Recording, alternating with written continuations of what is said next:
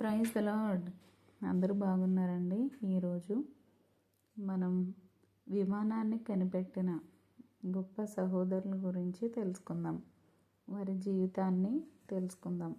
అంతేకాదు ఈ స్టోరీ మీ సండే స్కూల్లో కానీ లేదా మీ పిల్లలకు కానీ నేర్పించవచ్చు.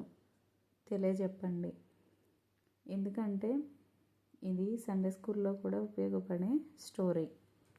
దీన్ని మనం ఇప్పుడు తెలుసుకుందాం. 1867 ఏప్రిల్ 16న ఇండియానా నగరంలో న్యూకాసిల్ అనే ఊరికి తూర్పుగా ఉండే ఒక గ్రామంలో విల్సన్ రైట్ జన్మించాడు.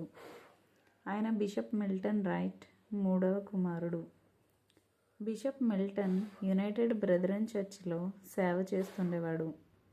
తర్వాత కుటుంబం ఓహియో నుండి డేటన్ అనే ప్రదేశానికి మారింది. వారి 4వ కుమారుడు ఓర్విల్లీ 1871 ఆగస్టు 19న పుట్టాడు. ఈ ఇద్దరు పిల్లలకు మెకానిక్స్ విషయాలంటే, క్రొత్త పరిశోధనలంటే చాలా ఇష్టం. వారి ఆట వస్తువులు ఏంటంటే హెలికాప్టర్, కుట్టు మిషన్, గైరోస్కోప్ లాంటివి. ఇవన్నీ వారు రబ్బర్ బ్యాండ్తో ఎగురవేసేవారు. ఎంతో కష్టంతో కూడిన వీల్ మిషన్ డిజైన్ చేశారు. అలా వారు ఊహారూపేణ ఎన్నో యంత్రాలను కనుగొన్నారు. విల్బర్ ఓర్విల్లీ విమానంలో ఎగరడానికి వారికి ప్రోత్సాహం ఇచ్చింది వారి నాన్న. వారి మొదటి వ్యాపకం ఏంటంటే గాలిపటాలను తయారు చేసి అమ్మడం.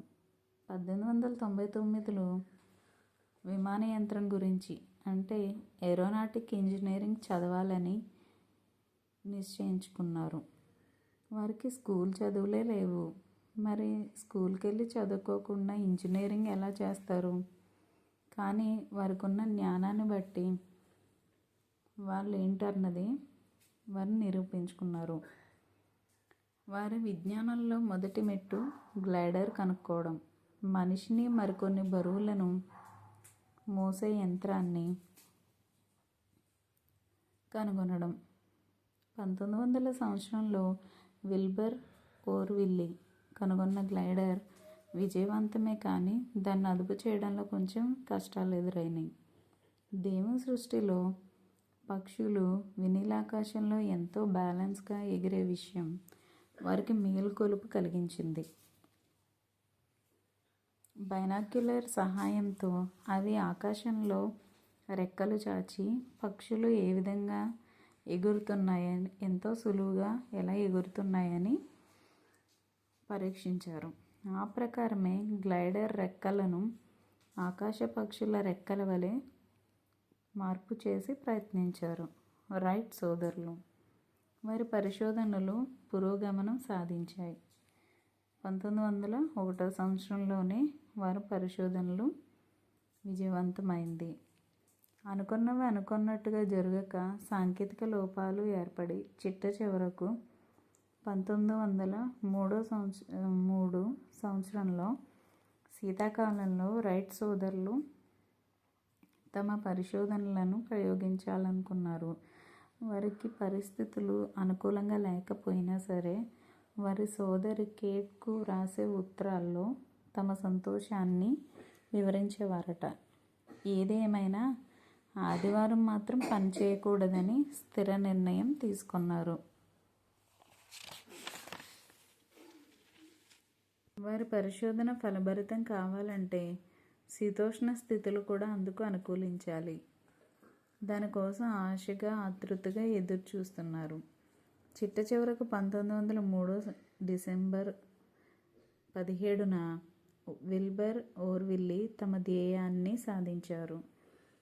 అదే ప్రపంచంలో ఎగిరిన మొదటి విమానం.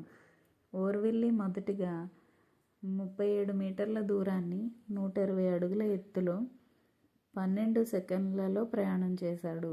ఆ రోజే ఆయన సోదరుడు విల్బర్ 260 మీటర్ల దూరాన్ని 852 అడుగుల ఎత్తులో 59 సెకన్లలో ప్రయాణించాడు. విల్బర్ ఓర్విల్లీ ఇరువురు యవ్వన కాలంలోనే యేసుక్రీస్తును తమ సొంత రక్షకునిగా అంగీకరించారు. వారు జీవితాంతం ఆదివారం ఏ పని చేయకూడదని దృఢంగా నిశ్చయించుకున్నారు. వారికి త్రాగుడు, జూదం లాంటి చెడ్డ అలవాట్లు లేవు. విల్బర్ ఓర్విల్లే ఇద్దరు సోదరుల మధ్య ఐక్యత విషయం ప్రత్యేకంగా చెప్పుకోవాల్సిందే. వారి పరిశోధన సమయంలోనే కాక ఇంకా ఇతర విషయాలలో చర్చలు జరిగిన, అభిప్రాయ భేదాలు చెలరేగిన వారిలో సంఘీభావం ఎంతో దృఢమైంది.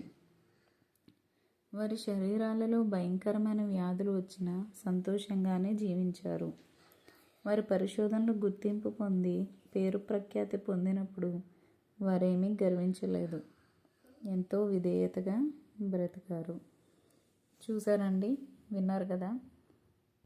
ప్రపంచంలోనే మొట్టమొదటి విమానాన్ని తయారు చేసిన రైట్ సోదరుల గురించి ఎందుకు వీరి గురించి చెప్పానంటే, వీరు ఆదివారం పని చేసినప్పుడు వాళ్ళు కనిపెట్టాలనుకున్న విమానం ఎంత కష్టపడి చేసినా కూడా అది విజయవంతం అయ్యేది కాదంట. ఆ పని ఆదివారం ఎప్పుడైతే పని చేయడం మానేసి అది దేవుని ప్రభు దినంగా వాళ్ళు నిశ్చయించుకొని ఆ రోజు ఏ పని చేయకుండా మిగతా రోజుల్లో పని అయితే చేశారు, అప్పుడు అది సక్సెస్ అయిందంట. సో ఇది మీ పిల్లలకి, సండే స్కూల్ పిల్లలకి చెప్పండి.